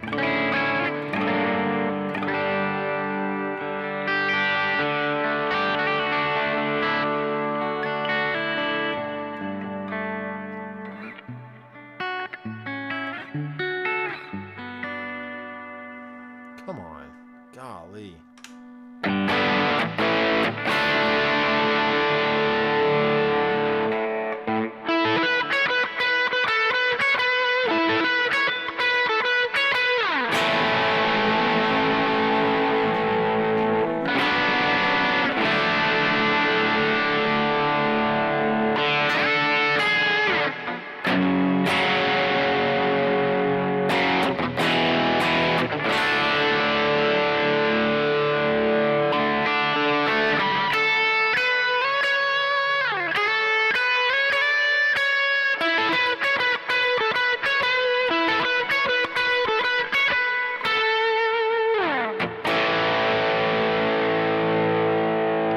Yeah, that's a little churchy tone for you guys.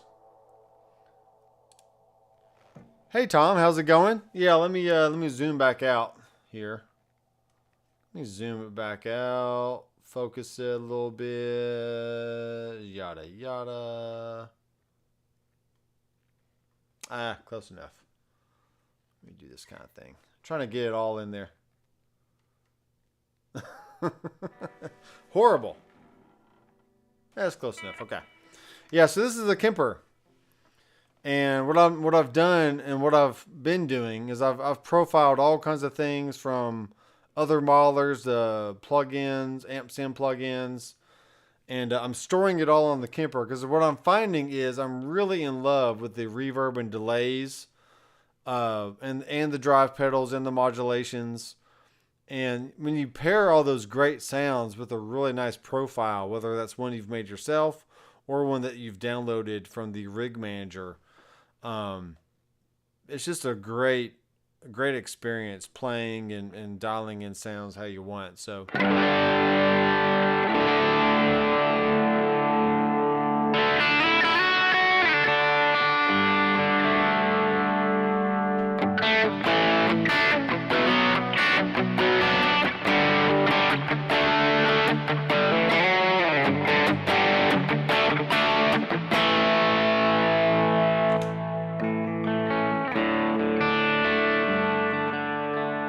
all right, let me do something real fast. Let me do some looping here.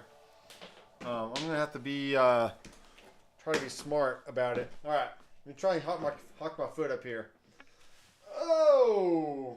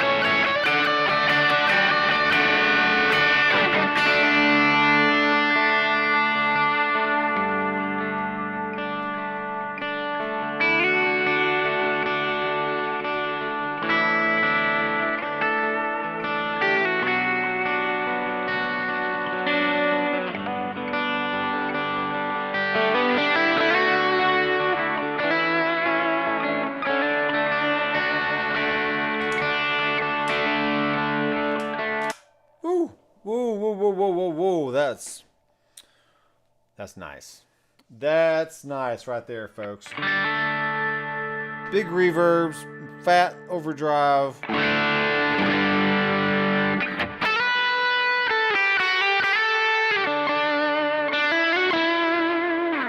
Take that, Tone Junkie and Michael Britt. I got the profiles right here that you need, man.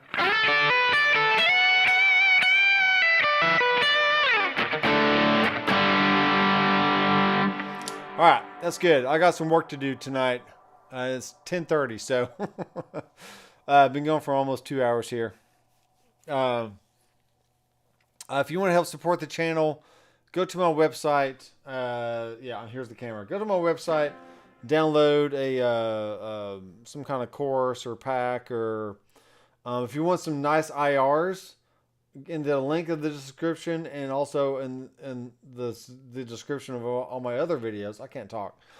You can get a Sonic DNA Doc McFarland IR pack.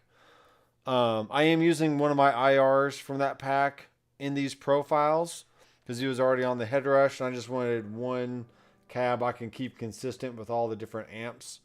So I am using one of my Doc McFarland IRs in the Kemper. But I can also load all the IRs in the Kemper and replace one of the IRs if I want to, which is cool. What else can you do? You can buy some backing tracks. You can buy all the backing tracks for one time, $20 fee. Any link in the description that sends you to Amazon, Sweetwater, or Zounds. Preferably Zounds if you can, because I do get a slightly higher commission from that one. And they're just a great company overall anyway. So there are some ways you can support me and what I do here on YouTube and on the website. So thanks everyone for watching and for hanging out. Tom, it was great for you to come in and hang out with us. I hadn't seen you yet on the live streams. So I go live every Tuesday night because I Tac-O-Bout Gear here on the channel. And it's Taco Tuesday, so why not go live for all that? And so any kind of questions that you have, feel free to let me know. Curtis Chavez is like, but I just got here. C'est la vie, c'est la vie. Yeah, I went live. I started about 8:30 tonight, so I'm not sure what time zone you're in. I'm not sure what time zone you're in, so you just have to catch me if you can. I'll try to go live about 8 to 8:30 on a Tuesday night.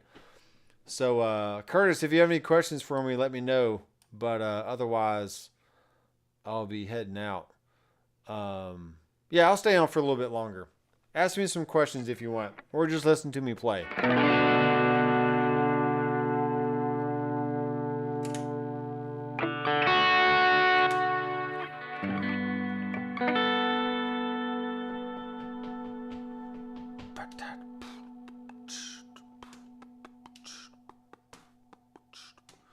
Replacing. Ooh, buddy.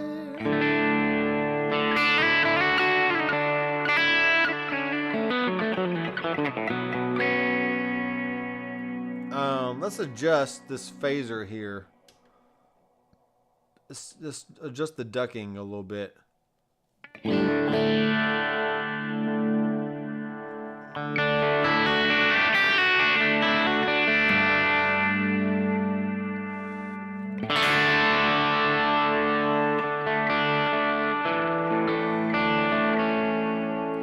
So once again, the ducking is allowing me to play hard and you don't hear the effect.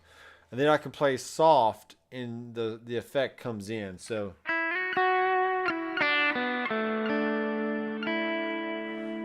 let me do the opposite way here.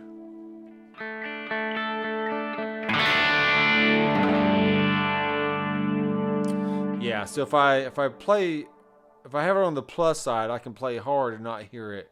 And then back off my playing, and it'll come through. Let's put about +2 here.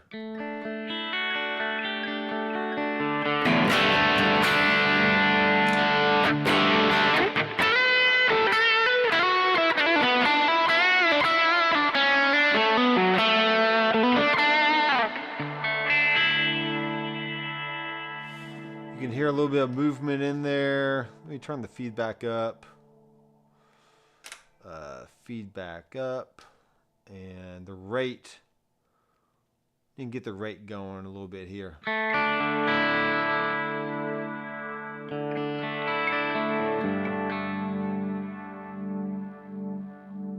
There we are.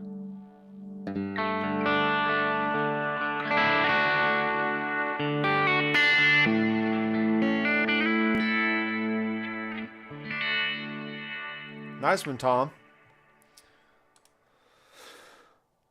Of your Sonic DNA pack, been here a few times. Cool. Yeah, I just don't remember seeing you, but I'm glad you're here. So appreciate all your Head Rush info, as that is the platform I have. Cheers and peace to all. Nice. Head Rush is great.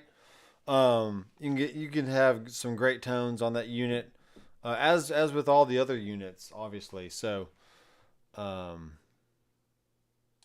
me get rid of that one and pull this one up.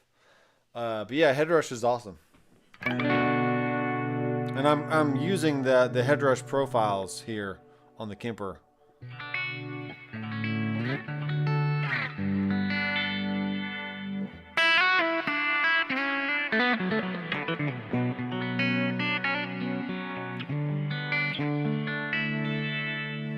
Yeah, super cool. And then dig in.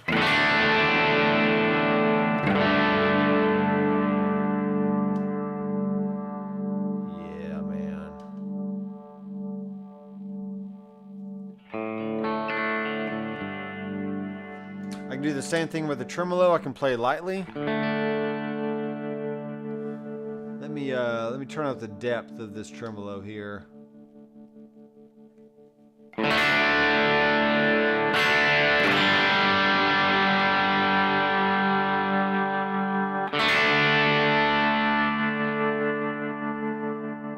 So you can hear as the sound decays, then the tremolo comes in because of that ducking feature.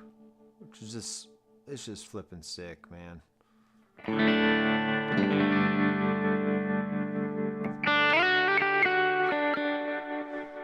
2, 3.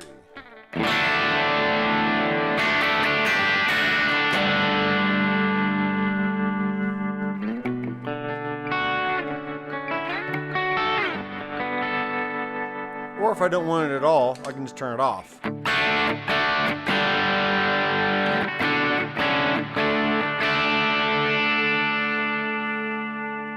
Turn it back on.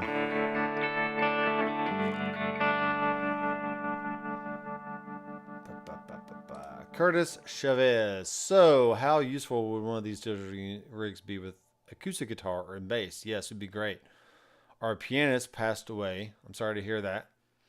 And I've had some big sonic shoes to fill. Acoustic just fills more sonic space than electrics. Technically, let's see here. Let's store this rig. Entire rig. You can load acoustic profiles on here. You can make a performance with the amp and cab off and just use the effects, which is cool. There are bass profiles that you can load up on here for bass amps and stuff. Yeah, Mark would know. The Kemper is perfectly great for acoustic. Doc may offer some profiles. Just do a search. There's such great use with the Kemper. Yeah, you can literally use everything. Acoustic, electric, bass. I'm sure you can run keyboards through it if you want to.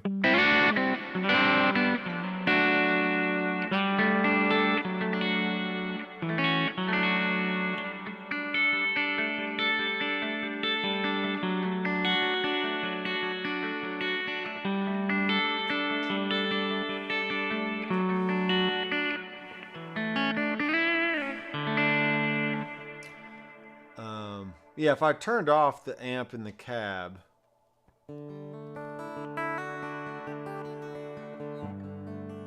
obviously you can hear that. Let me switch over to my acoustic real fast. Actually, I have a different guitar with a piezo in it, so let me do that. That would be cool.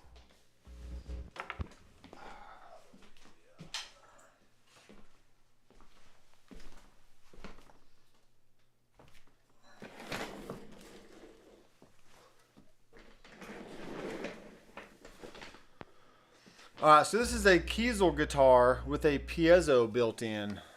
And it is pretty sick as well. It is pretty sick. These have lithium pickups, which I feel like they're a little too airy and a little scooped in the mids.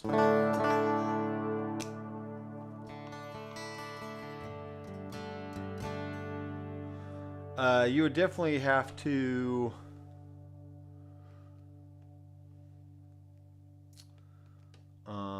let's see here. No, I don't want to go there. I want to go to, let's raise the input maybe. No, I can't do that. I'm trying to find a way to boost the volume.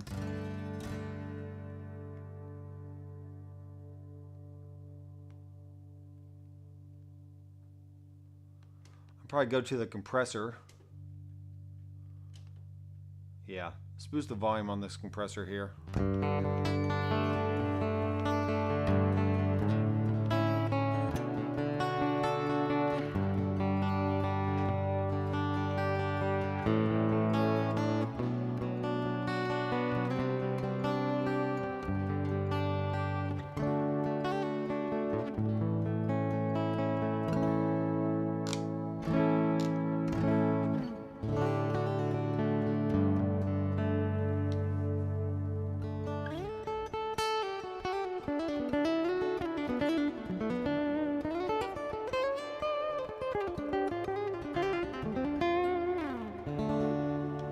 Yeah, there she is, man.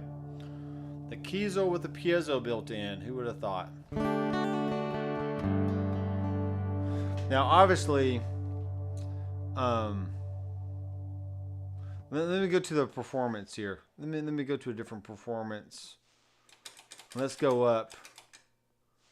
All right, so here's a clean thing. No, stop. Okay. Alright, so here's totally clean. Turn off the amp in the cab. We will add in. Let's add in a booster. Here's a pure boost. Let's do that.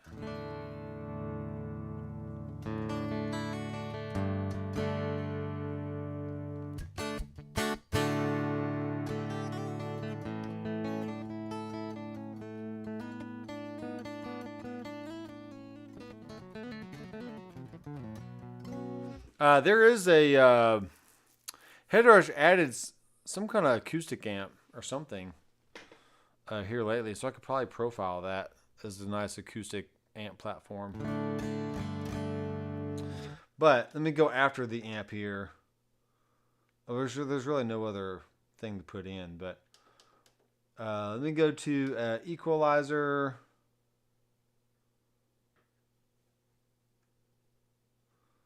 Studio EQ. Oh, acoustic simulator. So there you go.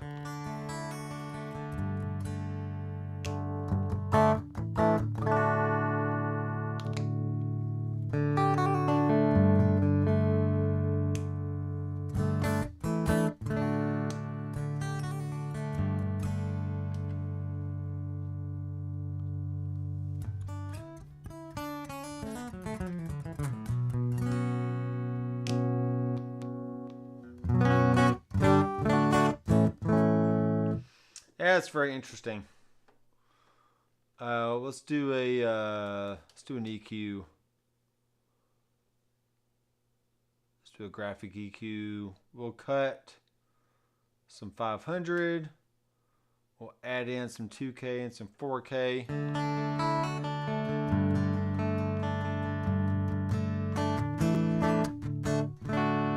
It's kind of neat. Let's add in some reverb.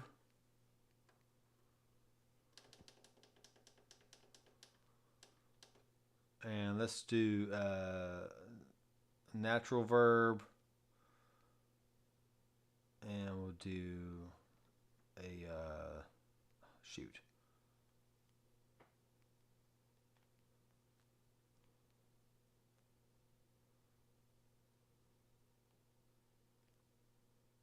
do a large plate.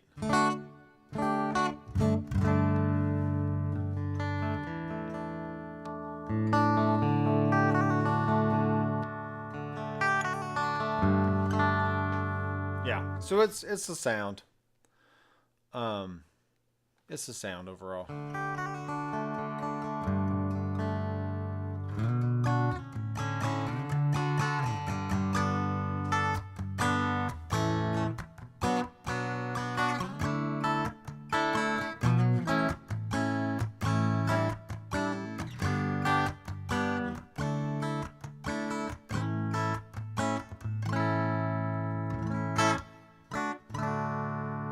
So you could have that on one rig, then you can switch over to another rig and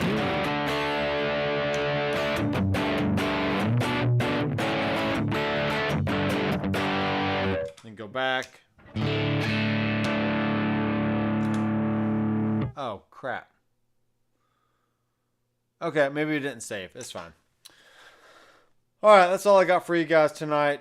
Thanks for hanging out. And Tom, Curtis, Mark, Francis, Randy, Andrew Collins from the back, Music Man 54. Who else we got in here? Greg McCon. Thanks for hanging out, man. And yeah, check the links in the description, and we'll see you in the next live stream or the next live video, whichever that is. You'll have a great night.